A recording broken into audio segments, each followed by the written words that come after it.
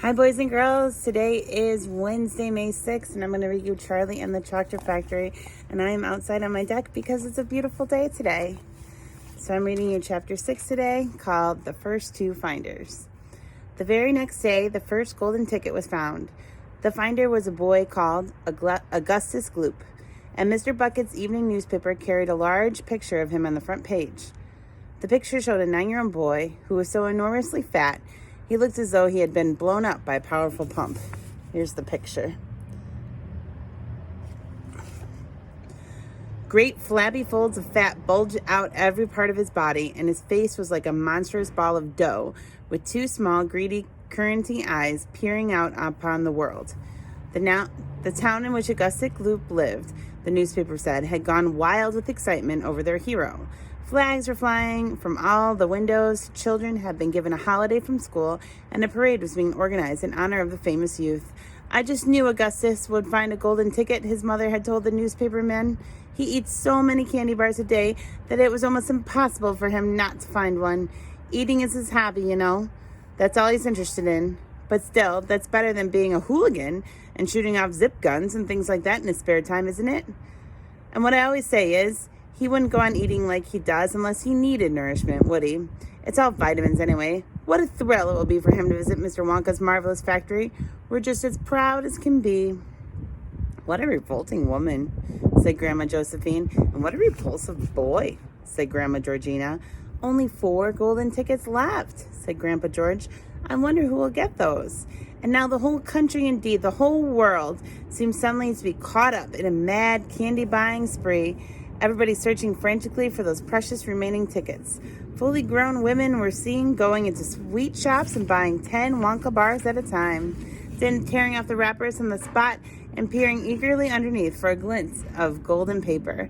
Children were taking hammers and smashing their piggy banks and running out to the shops with handfuls of money.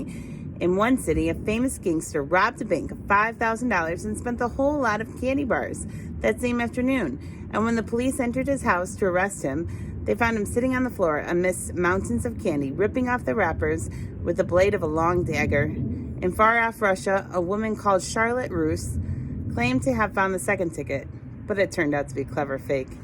In England, the famous scientist Professor Foulbody invented a machine that would tell you at once, by their opening the wrapper of a candy bar, whether or not it was a golden ticket underneath it. The machine had a mechanical arm that shot out with tremendous force and grabbed hold of anything that had the slightest bit of gold inside it. And for a moment it looked like the answer to everything. But unfortunately, while the professor was showing off the machine to the public at the candy counter of a large department store, the mechanical arm shot out and made a grab for the gold filling in the back tooth of a duchess who was standing nearby. There was an ugly scene, and the scene was smashed by the ground. Here's a picture of the professor. Suddenly, on the day before Charlie Bucket's birthday, the newspapers announced the second golden ticket had been found. The lucky person was a small girl called Veruca Salt, who lived with her rich parents in a great city far away.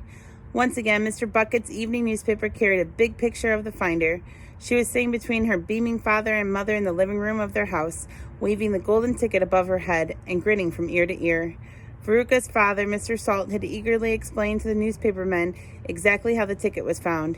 You see, fellers, he had said, as soon as my little girl told me that she simply had to have one of those golden tickets, I went out into the town and started buying up all the Wonka candy bars I could lay my hands on. Thousands of them I must have bought, hundreds of thousands. Then I had them loaded onto trucks and sent to my own factory. I'm in the peanut business, you see, and I've got about 100 women working for me over at the joint shelling peanuts for roasting and salting. And that's what they do all day long. These women, they sit there shelling peanuts. So I say to them, okay, girls, I says, from now on, you can stop shelling peanuts and start shelling the wrappers off these crazy candy bars instead. And they did. I had every worker in the place yanking the paper off those bars of chocolate full speed ahead from morning till night. But 3 days went by and we had no luck. Oh, it was terrible. My little Veruca got more and more upset every day, and every time I went home, she would scream at me, "Where's my golden ticket? I want my golden ticket!" And she would lie for hours on the floor, kicking and yelling in the most disturbing way. Well, sir, I just hated to see my little girl feeling unhappy like that, so I vowed I would keep up the search until I got her what she wanted. Then suddenly, on the evening of the 4th day, one of my women workers yelled, "I've got a golden ticket. And I said, give it to me quick. And she did. And I rushed it home and gave it to my darling Veruca. And now she's all smiles. And we have a happy home again. Here's a picture of the parents and Veruca. That's even worse than the fat boy, said Grandma Josephine. She needs a real good spanking, said Grandma Georgina. I don't think the girl's father played it quite fair, Grandpa, do you? Charlie murmured. He spoils her, Grandpa Joe said, and no good can come from spoiling a child like that, Charlie. You mark my words. Come to bed, my darling, said Charlie's mother. Tomorrow's your birthday. Don't forget that. So I expect you'll be early to open your present. A Wonka candy bar? Said Charlie. Is it a Wonka candy bar? Is it? Yes, my love. His mother said, of course it is. Oh, wouldn't it be wonderful if I found the third golden ticket inside it? Charlie said. Bring it in here when you get it, Grandpa Joe said. Then we can all watch you taking off the wrapper. So tomorrow we'll read chapter 7 called Charlie's Birthday. Okay, bye. Enjoy the sunshine. I miss you.